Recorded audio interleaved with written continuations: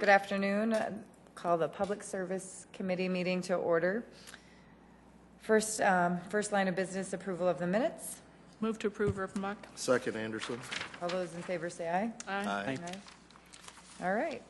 We'll move on to our first presentation today, Emergency Alert Strategies. Regan Smith is here today to inform us about this. All right, thank you. Regan Smith, Emergency Manager, Sioux Falls Fire Rescue. I'll be talking about some of the systems we currently have in place and some of the available technologies and changing technologies to help protect the community.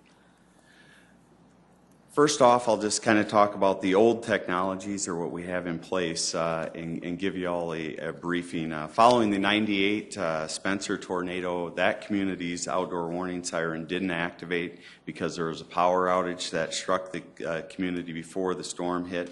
So at that time, the city of Sioux Falls began upgrade of our antiquated civil defense siren system to a battery backup two-way radio system.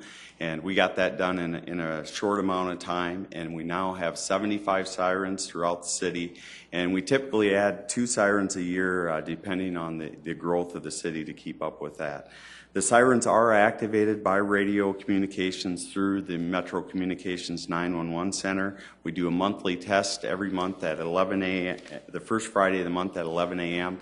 And then daily we're doing a silent radio test just to ensure the radios are working and the sirens are working at that time. As far as activation, the sirens are activated only when there's a tornado warning that's been issued by the National Weather Service for the areas including the city of Sioux Falls. All the sirens are activated. We don't activate specific areas or zones of the city, primarily because storms typically are unpredictable. Tornado activity is unpredictable. It can generate multiple tornadoes, and they don't follow county lines or city streets, so we just activate all the sirens at that time. There are no all-clear signals or warning signals when the storm has passed. If the residents hear a siren, they should take shelter immediately, get to the lowest level they can, listen to commercial radio or their television or their weather radio to get that latest information. Finally, on sirens, I just say the outdoor warning sirens are in place to warn people who are outdoors. That's their primary function. They should take shelter when they hear those. Outdoor warning sirens sometimes aren't heard in homes during spring and summer months for many reasons, including distance from the siren, improved home construction techniques, air conditioners and other noise, and people being asleep during storm, wind, and rain. So for those reasons, we don't want people to rely primarily on weather radios. We want them to use some other methods that we have in our overall public warning system. Those things are NOAA weather radios, the National Weather Service tornado warnings, the Federal Emergency Alert System, and that's your television and radio broadcasters that work with the National Weather Service, interrupt those programs. We've got great local TV and radio weather coverage that lets people know. And then we also now have smartphone technology, those apps that residents can sign into through FEMA, Red Cross. There's a lot of free commercial sources that will send those warnings also. And then there's the wireless alert network, and that's the National Weather Service. They send out text warnings to smartphones through the cell phone towers here in town. And then smartphone technology is there also with social media, Twitter, Facebook, that media and the National Weather Service is putting out. Moving forward, there is now emergency notification systems. Some of the systems we currently have in place, Public Works has their interactive voice recording system that they currently use to remind customers when their water bill's delinquent or to let neighbors know there's boil orders in place. The street department has their snow alert text systems that residents can sign into and get those information. And then the school district has the Connect Ed system that we have used on the city side, in disaster response, whether it's the H1N1 virus or pandemic, or during our ice storm. We partner with the school district on that. We are looking at some commercial emergency notification systems. They've been around for probably about 10 or 15 years, and that technology is getting much better, and the price is coming down. And how those systems work is it's a vendor-based system. You pay a fee for the service, and then we're able to send reverse 911 calls to landlines. We basically just use the white pages of the telephone books. Residents can opt in their cell phone numbers so they can get text and voicemails from us. There's smartphone apps that are typically associated with that. And then the city could also use it for internal calling and texting for department callbacks, or if we wanted to get messages to employees after hours. And again, we're looking at those right now, the various systems, the cost, the benefits, and the needs of each department has different needs or uses for this. So we're working with the city departments and also Minnehaha and Lincoln County at this time. The final thing I'd like to talk about in the briefing is the federal IPAWS, and that's the Integrated Public Alert Warning System. And that's a federal system that has some pretty strict use restriction, but what it does is allows federal, state, and local officials to communicate in times of emergency with people through multiple methods using one single software platform. And the city has secured the license for that. It was a pretty strenuous process to do that. Probably took us about a year of bureaucracy to get through that. We do have that, and so now we need to look forward and secure a vendor so we can use that. But again, the ways they let you use that are pretty restricted. You know, if we were going to evacuate due to a chemical spill, sheltering, and those type of things would be the primary uses of that. We couldn't just use it to say, hey, Project Nice is coming to your neighborhood, or those type of things, like we could with the vendor-based system. So. With that, you know, I take questions. I think I appreciate the opportunity to be here today. Thank you. Thank you. Any questions from the council, the committee? Councilor Brumbach. Thank you, Regan. That's great stuff. Talk about how might a person, can we access this kind of information regarding the city from the website now, from siouxfalls.org? We do. There is some good flyer information. There's a 9-minute severe weather safety video that I've done with Todd Heidkamp with the National Weather Service, and that gets used quite a bit by schools and businesses and other organizations. And so those are two good things, and we do have do quite a bit of training. I think I've got the date here. I'll put a plug in on April 18th at 7 p.m. at the Washington Pavilion. We do a storm spotter weather awareness training, and we typically get about 500 to 700 people at that. So Boy Scouts, actual storm spotters, first responders, science classes come, but that's a great thing. So there is a lot of good information, and flyers, posters, videos, and they can call my office too if they've got any questions. Great, thank you. Any other questions? I just want to say thanks for being here. I know we talked about having you come present just in regards to the emergency notification systems and just kind of talking about what we currently have, how we partner with other government entities, and just maybe what the future holds. So thank you for being here. I know you've done a lot of research on the emergency notification system, so I hope to have you back in the months to come and see where we're at with that. All right, thank you. Thank you.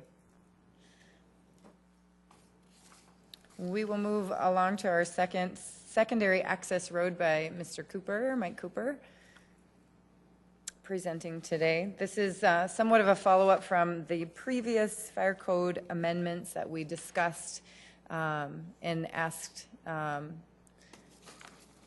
Mike to come back and present in regards to the subdivision access roads. So thank you. Take it away. Thank you, council members. And Mike Cooper with Planning and Building Services. Also joining me today in the audience, Chad Heavey, City Engineer, and Fire Marshal Dean Lanier. Jim is going to be helping us today as well, go through this non-technical presentation. Again, as you introduce this subject, tonight at your council agenda, you'll have first reading from Dean on the updated fire code. And as part of that discussion, I know we've talked about access to subdivisions in terms of emergency access versus access for the general public. The exhibit that we have up on the screen is the one that we have spent a number of months reviewing, which is the Canterbury Heights, which has really kind of generated the overall discussion about access into residential subdivisions. So with the fire code, and Dean, again, we'll walk through that with you tonight. We want to make sure that we continue to have that distinction between temporary emergency access versus permanent public access, because there is a difference. And in the case of Canterbury, we did go through both of those discussions where we had Rosemary identified as a temporary emergency access, and then as part of another rezoning action, the developer agreed to put in a secondary access that could potentially be used as well by the public. So as we move forward, the discussion now is, should there be something within our development review process or our standards that would trigger a secondary public access into residential subdivisions? In this particular example, which goes back quite a few years, you can see that there are a number of residential lots that would eventually access one or 2 points into this particular subdivision. And within our subdivision ordinance, which is one that we use to determine how these access points are going to be identified and planned out, I want to show you a couple other examples. This happens to be one on West 41st Street. So when a developer brings in a subdivision plan, what are some of the things that we look at in terms of the street layout? We want to make sure that it conforms to our major street plan, which primarily identifies the section line arterial roads, the collector streets, which are typically put at the quarter section or quarter mile point, are the ones that funnel local traffic out onto the collector or the arterial streets. We want to make sure that we have access to things like schools and parks, or if there are other neighborhood facilities that would be important. And then we also want to make sure that if a developer is potentially going to connect to adjoining property, that those streets line up with each other. So if you look at this one, you can see that it's divided up into phases. And you can count up the number of lots that are in each phase. And in this particular case, all this land is owned by one developer. So the developer can really kind of manage how fast this property is going to be developed. The next example is on the east side of town, and this happens to be on East 26th Street and 6 Mile Road. And you can see that in this case, the lots are a little larger, they're more spread out. And if you look closely on the left side of the map, you can see that this developer street layout connects to the adjoining developer street layout. So that in some cases, the phasing of the development is going to require cooperation of 2 property owners in order to have more than one access point into this particular area. So we have, through our development review process, we have a way of assuring developers that they can put in the required street improvements, and Chad can walk you through that if you have more questions about how we enforce that, which is different than what we used to use back when the Canterbury Heights development first came through.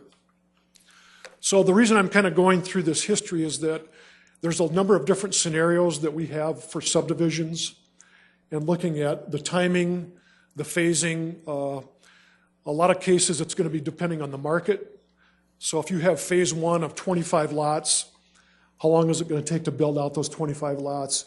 If you have a phase that's going to be 100 lots, how long is that going to take to build out before you move on to the next phase? And then at what point, again, is kind of where we're here today. At what point should there be something that would trigger a secondary public access into a subdivision? So, can you put this up on the screen? We've had some internal discussions with members of the council, and then we drafted, for purposes of discussion, this proposal, and this was presented at the last Infrastructure Review Advisory Board. There was not any action taken, and there really wasn't a lot of discussion on it because we just introduced the subject and told the group that we would be talking to the Public Services Committee about it again today. But this is one idea that has floated out there that would trigger a standard or have some type of a standard of saying at what point should there be a consideration of a secondary access. So that's kind of where we're at today. And I will also say that after the IRAB meeting, there was another comment about looking at the traffic impacts. Maybe that would be another thing that could potentially trigger a secondary access. And without getting into a lot of detail, if you think about a typical single-family house is going to generate between 9 and 10 vehicle trips per day. That's on average. A typical apartment unit is going to generate between 6 and 7 vehicle trips per day on average. And we use those averages of identifying traffic projections and other improvements that we look at around the city. So in this case, it says you'll provide a second public access road prior to exceeding 100 residential units. So that would be somewhere in that 900 to 1,000 vehicle trips per day. Most residential streets, Chad, help me out, are designed with 2 lanes that they could handle, what, 3,000 to 5,000 vehicle trips per day? So when you think about a residential street and where that traffic is going to eventually be funneled out onto to get to a collector street or to get to an arterial street. So that's why the last sentence was put in there that all existing units served by a paved city street will apply towards the total. So maybe we don't look at just a particular residential street, but we look at where all the traffic is going to end up to get in or out of that development. So this is a starting point, and we wanted to bring it to the committee today to kind of see what direction you want to go. I know the home builders are interested in having some additional discussions and input about this, wanting to know a little bit more about, from the council's perspective, where you'd like to see this go, why you think it's an important issue, and what is it that you're trying to accomplish with having this discussion and looking at considering either this option or another version of this option. So that's where we're at, and I'll just stop there and see if you want to continue the dialogue or call on anybody else that would have comments. Thank you. Anybody else in the audience that would like to speak on this topic? There'll be other opportunities moving forward, but just want to open it up for anybody. Okay, I'll turn it over to the council. Any discussion, questions? Councilor Ruppenbach? Cool. Mike, can you talk about what's the difference between this proposal and the existing 30-house proposal? The existing 30 houses is for the temporary emergency access. That's not for the public. Right. This would be something that would trigger a permanent public access. Okay. A secondary public access. Right. Because the emergency vehicle access is designed for fire trucks, and in some cases they're even gated off because they're just temporary for emergency purposes only. Right. So we're trying to make that distinction that should we go to another level of requirement to have a secondary public access into subdivisions. So talk about the 100, prior to exceeding 100 residential units. Talk about the thought process behind that, and I know there are more than just you involved in this conversation, so I just am wondering about the theory, if that's what that's based on. We looked at, obviously, we thought it should be higher than the 30, but when you talk about 100 residential units, again, you've got that 900 to 1,000 vehicle trips. And if the concern about a secondary public access is the number of, is the concern the impact that the traffic is having on a residential street versus being able to get an emergency vehicle into that subdivision? Because the emergency access, we've already got that covered through the fire code, and we're not changing that. But in this case, once there's a certain level of traffic that is using one street, what would that magic threshold be that would trigger, okay, let's provide another way to get in and out of our development so not all that traffic is going on one residential street. So the 100 is a starting point. It's not really based on any scientific analysis, but it was easy to multiply 100 by 9.5 trips per day. I wondered if it At least it was for me. So estimated. that's where we started. So then can I go back to one of those maps that shows the phasing of one of those projects? And I'm trying to put myself in the shoes of those folks. Again, Canterbury Heights is our hotspot, right? So You want to put that one back up? no, let's look at this one as just as an example. Yeah, this is a lower density, larger lot, but it's an example. But because it's phased, I just want to talk about the control that the developer has over that phasing. They're only working on phase one, let's say, for right now. We're only working on phase one. But in comes Michelle Erpenbach, who really, really wants to build on Great Eagle Circle way down there in phase three. And I'm willing to pay more. I want to be in phase three, even though you're only building phase one. What happens? Is a developer set up to handle that kind of situation? I mean, that's kind of what happened in Canterbury Heights, right? Is that I really want the view that's in the grass is greener in that view over there, right? And so I'm looking at phase three going, forget phase one. I'm not a phase one person. I'm a phase three person. Put me in phase three, and I want to go there now. How do we as a city, or can we as a city, have any control over that? So the whole dynamics of development has changed since 2008. And what we're seeing now is that developers are coming in with smaller phases because they don't want to put the cost of infrastructure in any more than they have to. So if you look at this, this is a preliminary subdivision plan. And it shows phase one, 2015, phase two, 2016. It goes down the chart. When a developer is ready to actually build a phase, then the next step is to bring in their engineering plans. That goes through city engineering. Then they can start putting in the infrastructure. They're only going to do that a phase at a time. So they're not going to leap to phase 3 or 4. Because it's really, we're really understanding more clearly now that it's not financially a smart thing to do to say, yeah, that one crazy lady, let's go for phase 3 because she wants to, I mean, not that, but that we're not going to do that. We really are going to build out phase 3, or phase 1, and we're going to do phase 1 right. And then we'll talk about phase 2. And ma'am, you'll have to wait for phase 3 if that's really the only lot that you can live on. But even in this example, if you look at, let's just say, well, we can say phase 1. Phase 1 requires that we have 2 different property owners that agree to connecting their roads, which in our subdivision ordinance is a requirement. Phase 2, the secondary access to phase 2 requires the adjoining property to the west. So again, we have that provision in our ordinance that there needs to be that connectivity, and we have a better way of managing that now with our assurance requirements than we did prior to 2008.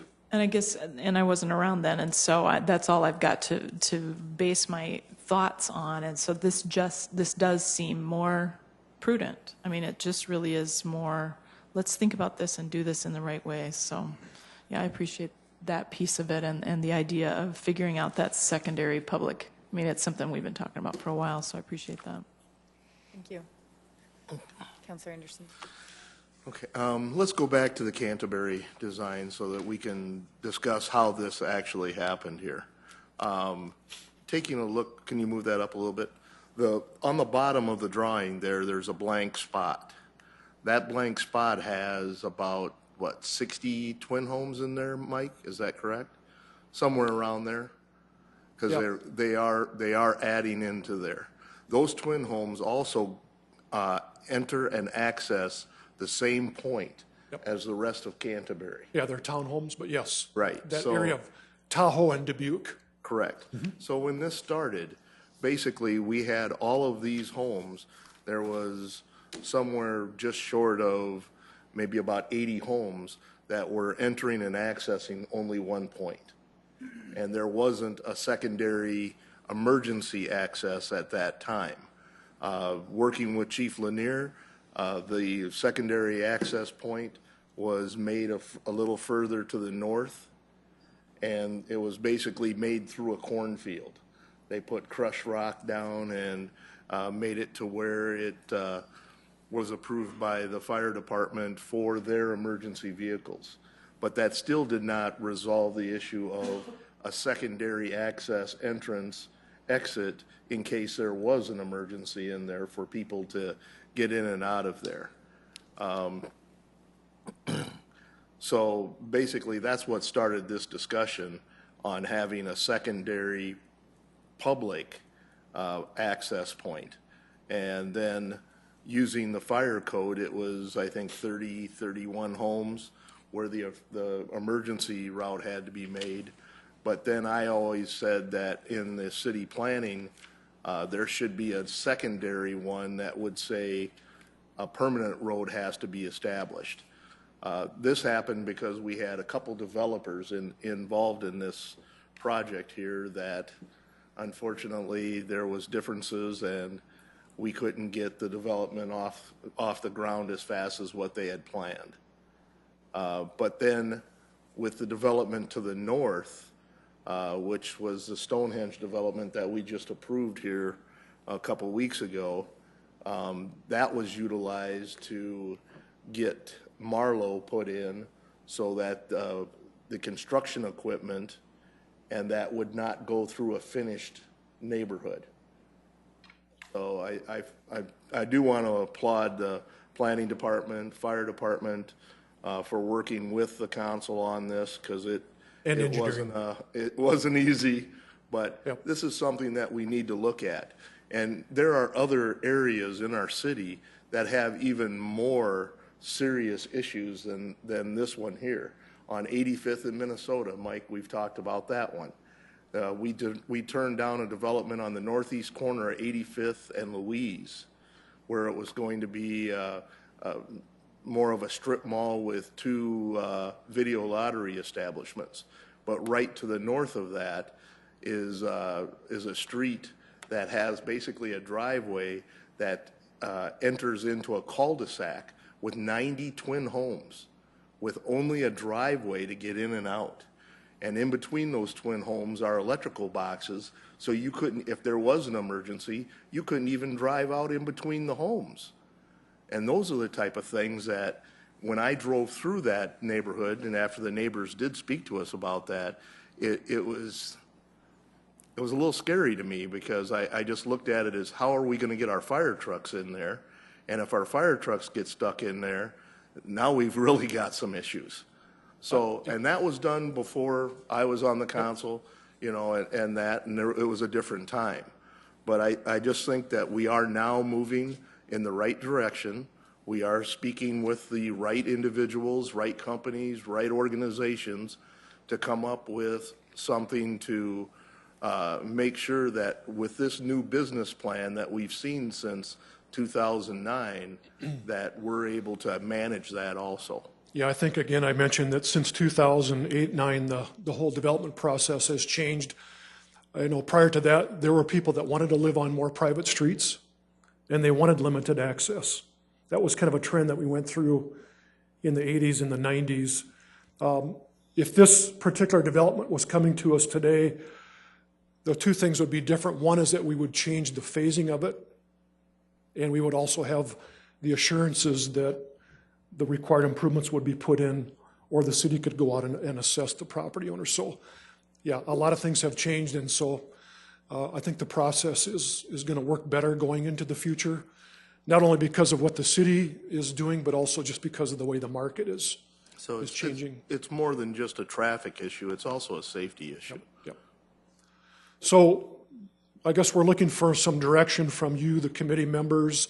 The draft that we put up on the screen, we would like to continue to vet that with different folks within the community.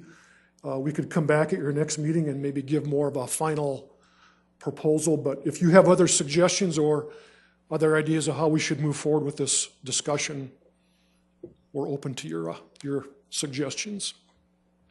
Just looking at the calendar here, when our next public services is, which is, I believe, April 12th. And that's canceled, so never mind. All right, we'll talk about it. I just want to make a couple comments. Are there anything else from council? Just quickly, I like what I'm seeing here. This is the first time I had a chance to see this, but it is moving in the direction that I was hoping for, so thank you. So a couple things. This has changed a lot over the time that we've discussed this. I know when we discussed at one point with Dean Lanier, we talked about making it, by golly, at 5 years or 30 units, it had to be paved. And, we've changed the way that this looks. We've opened up the discussion with the home builders. We've opened it up amongst the departments and the council. And so this is, what you're seeing today has been a work in process for quite some time, and it's really been peaks and valleys of where it's come. And so I appreciate you bringing that and giving the kind of the public the background of where and why we've come to this point.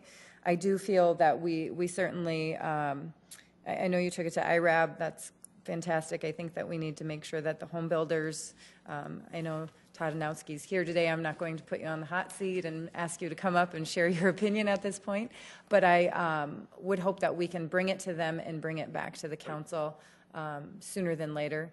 It's certainly been a long process coming, so I don't know that I would suggest, and I'm looking for consensus, that once it goes to home builders, based on what that conversation is, maybe report back to public services, and then at that time just have it go to the first reading in early April-ish. But I'm asking for what you think, if we need to bring it back here. There's certainly opportunities for public input amongst home builders as well as other developers at that time. Just speaking aloud, getting your, Councilor Urbanbach. Yeah, I'm two things. One, I'm concerned about the 100 residential units. I think that home builders will push back on that as well. I'm not sure how you define it, and I don't have answers. I'm with Councilor Anderson. This is the first I've seen it, so I don't have the exact answer yet. So I am looking for input. But then I would say let's add to the opportunities for sort of public thought and start with an informational meeting. Once you have this sketched out a little bit better, we get into an informational meeting, and then it goes to first reading and beyond. So if we could shoot for an informational meeting on either, I would say probably Tuesday, April 5th, that will give us a couple of weeks.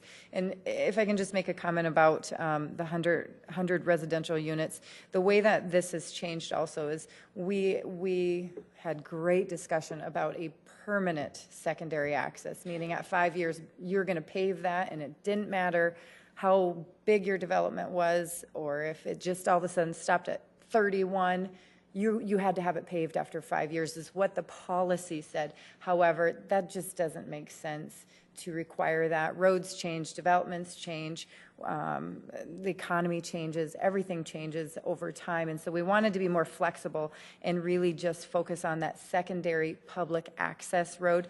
At a minimum, 24 feet wide, graveled, maintained with dust control, or paved.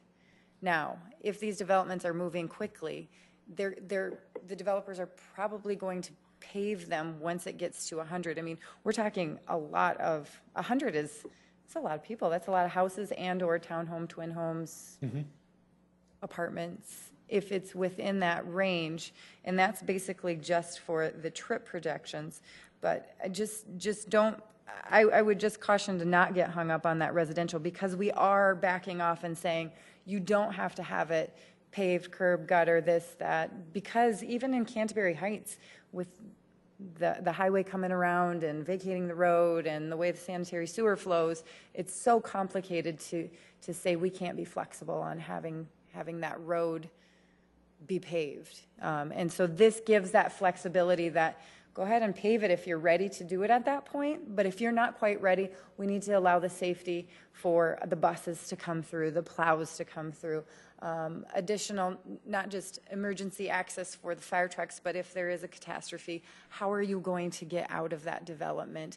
And, you know, at a minimum, a gravel road, I think, is the least we can do for those residents that have the development. So that's my pitch, I guess, and where some of that background information came from. Maybe 100 isn't the magic number. Maybe it's less. Maybe it's more. I don't know. But we started with it being higher and requiring a paved, and have come back to saying, hey, maybe let's just gravel it and reduce the number of houses, because you know, paving versus gravel, traveling on the road.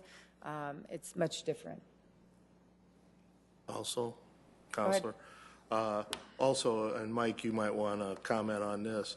As they develop and they're building, then they have to put in the curb and gutter and the streets, correct? Yes, as they develop, yes. As it's being developed, That would not it is change. going to get paved. So that's why I wasn't against it being gravel, because I feel that once there is a road that is dictated as being a public access road, that area is probably going to become more popular for people looking to build or to move into those areas.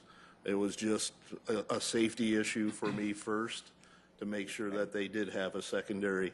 The number of years that is in the, I believe is in the ordinance right now, I think it says something about 5 years. It's a policy. Yeah, okay, whatever, the policy, I don't think that's something that is proper either. I think it happens as the area develops, that these roads get paved, and that's the way the developers have been doing it. It has worked. But it also, I think the biggest thing is, and this is the planning and permits department's biggest issue, is to make sure that they can get the developers to work together when you have multiple developers developing a section. And I think that this also helps cover this and some of the things that we've done in the past as far as making bonds and things like that happen, so that we can make sure that if the plan is submitted and approved, that is the way it happens. So I think, once again, we're moving in the right direction. I think that once we have a few more meetings, that I agree with Councilor Erpenbach that this should probably go to an informational, so that we can continue doing the city's business through the election period. And I think that we're on the right track now, so I think this won't take very long. Okay, so we'll just recap here to pitch it with home builders, get their sense for it. I know that's the main group, as well as anybody can contact us with any concerns, whether you're a homeowner, a developer, whatever. We just ask that you contact us as well to give us your opinions. So we'll tentatively plan for April 5th informational. If there's no pushback or no additional issues with home builders or residents, et cetera, then I guess I would just encourage that we just go ahead and move to the first reading, as well as still the informational, but go ahead and continue to move it forward if there are not any additional changes. I didn't mention this, but this proposal, if we did go forward with it, would be an amendment to our subdivision ordinance, which would also require planning commission, like a zoning change. So it'll take a little bit longer to go through that, but and then we would probably take it back to the IRAB again, but we'll shoot for the April 5th informational, Perfect, sounds good. at least for the next step. Perfect. Any other concerns? Clarification then, if it's going to our informational meeting, then it's going to back to IRAB and it's going to Planning Commission. Would it be more appropriate for us to wait and see it in a committee meeting? It it seems odd to be in front of a full formal council for an informational meeting and then go back to the advisory why don't you bring groups. it to, I think we're looking for you as the policy makers to say, is this the direction you think we should go? And then, And I'm saying it feels odd okay. now all that right. I'm hearing all the pieces to it. okay, so I think that you need to bring it to IRAB and Planning Commission before it then comes to the council. And then you will support it. And then, Okay.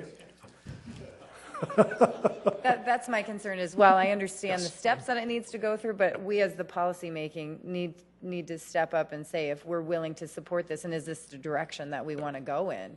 And that's where I'm just asking for consensus. If this is the direction that we want to go in with potential changes from groups with a vested interest in homeowners and them. And we will, as always, we will correspond everything. Once we meet with home builders, and if we do take something, or I should say, when we take something to IRAB, we would certainly get that out to the council as a whole, so you know what we're discussing with everybody, so there's no surprises. All right, well, we'll make sure that it's public and available, the exact date and time that you are coming in front of the informational, in case we do kick it out a couple weeks based on all the moving pieces. So I thank you for bringing this forward. I think you. this is a great change, and we certainly needed to put something in just for many different reasons. Thank you. Let's see, open discussion. Any open discussion? Counselor Anderson. Just a short one here. For 8 years, I have either served as chair or a member of Public Services. This will be my last meeting. So, yes, we won't have one in April, and May we'll be switching some members. So I've also served on this committee with Councilor Staggers for a very long time. It's been an honor, sir. Well, thank you, likewise. And I think that a lot of good things have come out of this committee in 8 years. And Chair, I think that you're doing a great job moving forward with this committee. And I just want to say thank you to my colleagues for all the work that you guys have done and will do in the future too. Thank you. Counselor Erpenbach. Well, and I would reach out to both Councilor Staggers and Councilor Anderson and thank you for your service on this committee and in so many other ways. I jokingly say, "What? You're leaving?" No, you don't understand. The rules have been changed. You're hanging out with. No, you will be missed. Your service has been well appreciated, and thank you so much for all you've done and will continue to do. Yes, thank you. I'll echo the same remarks, and thank you for your time and energy into this committee, as well as all the other committees and issues and causes that you've taken up, as well as with the council. So thank you for everything that you've given. I know it is a sacrifice to your family and business, and a great honor to have worked alongside you both. With that, we will adjourn. Thank you.